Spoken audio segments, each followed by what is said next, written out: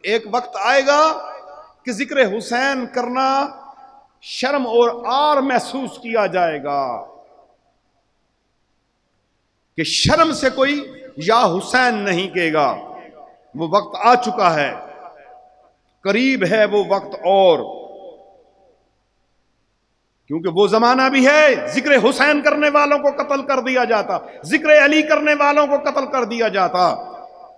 آج ذکر حسین کے اوپر پیرے لگ گئے ہیں، آج ذکر حسین کے اوپر غیروں کی نہیں اپنوں کے قلم چل رہے ہیں، فتووں کے۔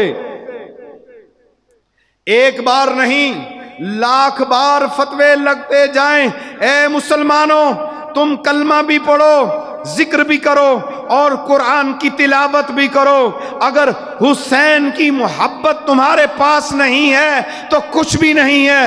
اللہ نے حسین کی محبت کو واجب قرار دیا ہے، اہل بیت کی محبت کو واجب قرار دیا ہے۔ قرآن بول بول کے بتا رہا ہے قُلْ لَا أَسْأَلُكُمْ عَلَيْهِ أَجْرًا إِلَّا الْمَوَدَّةَ فِي الْقُرْبَى۔